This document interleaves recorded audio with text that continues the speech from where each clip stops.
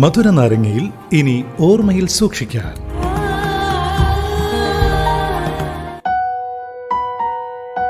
ഓരോ ഒളിമ്പിക്സ് മത്സര കാലഘട്ടങ്ങളും നമ്മളിലേക്ക് വിരുന്നെത്തുന്ന സമയത്ത് ചില പേരുകൾ നമ്മൾ വല്ലാണ്ട് ഇങ്ങനെ ഓർത്തെടുക്കും. അതിൽ എന്നും മികവാർന്ന് നിൽക്കുന്ന ഒരു പേരുണ്ട്, കർണം മല്ലേശ്വരി. ഞാനൊക്കെ വളരെ കുട്ടിയായിരിക്കുന്ന സമയത്താണ് കേട്ടോ കർണം മല്ലേശ്വരിയുടെ ഭാരോദ്വഹനവുമായി ബന്ധപ്പെട്ട വീഡിയോസ് കാണുന്നത്. പുള്ളിക്കാരി നമുക്ക് ഇന്ത്യക്ക് വേണ്ടി അത്രയും വലിയ എന്തോ ചെയ്തു എന്നൊക്കെ നമ്മൾ അറിയുന്ന അന്നാണ്. അന്ന് അറിയില്ല ഒളിമ്പിക്സ് എന്താണെന്ന് ഞങ്ങൾക്കാർക്കും അറിയില്ല. ഞങ്ങളുടെ കുട്ടിക്കാലത്ത് കേട്ടോ എന്തോ വലിയൊരു സംഗതിയാണ് ഒളിമ്പിക്സ് എന്നറിയാം, അല്ലാതെ ഇത്രത്തോളം വലിയ സംഗതിയാണെന്നൊക്കെ അറിയുന്നത് പിന്നീടാണ്. എന്തായാലും ഭാരോദ്വഹനത്തിൽ കർണം മല്ലേശ്വരി വെങ്കലം നേടിയ സമയം, അതായത് 2000 സിഡ്നി ഒളിമ്പിക്സിൽ വെച്ചിട്ടാണ് നമ്മുടെ കർണം മല്ലേശ്വരി ഒളിമ്പിക്സിന് വെങ്കല മെഡൽ കരസ്ഥമാക്കുന്നത്. അത് ഇന്ത്യക്ക് തന്നെ മറ്റൊരു വലിയ നാഴികക്കല്ലായി മാറി എന്നതും എടുത്തു പറയണം. അതായത് രാജ്യത്തിന്റെ ആകെ ആവേശം ഉയർത്തിക്കൊണ്ട് ഒളിമ്പിക്സ് മെഡൽ നേടുന്ന ആദ്യ ഇന്ത്യൻ വനിതയായി മാറി കർണം മല്ലേശ്വരി. മല്ലേശ്വരിയുടെ വിജയം കായിക രംഗത്തെ ഇന്ത്യൻ സ്ത്രീകളുടെ കാഴ്ചപ്പാടിനെ മുഴുവൻ മാറ്റിയെടുക്കുകയായിരുന്നു. കാരണം ആ ഒരു മത്സരത്തില് ഒരു സ്ത്രീക്ക് ഒരു മെഡൽ കരസ്ഥമാക്കാമെങ്കിൽ എന്തുകൊണ്ട് ഇനി വരുന്ന സ്ത്രീകൾക്കും ഓരോ ഒളിമ്പിക്സിലും മത്സരിച്ചുകൂടാ എന്നും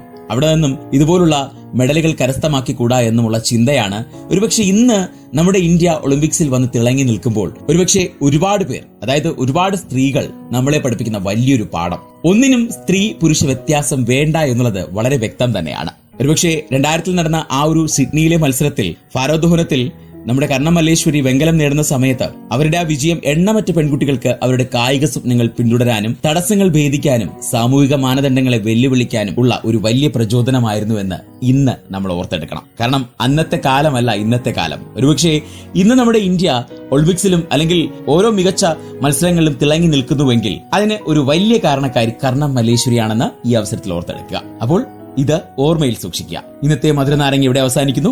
മറ്റൊരു മനോഹരമായ എപ്പിസോഡുമായി വീണ്ടും നമ്മൾ കേട്ടുമുട്ടും അടുത്ത എപ്പിസോഡിൽ. എല്ലാവർക്കും ഒരു ശുഭരാത്രിയും സുഖനിദ്രയും നേർന്നുകൊണ്ട് തൽക്കാലം shining of. It's me RJ Arun from radio live with freshness in വേറെ ലെവൽ.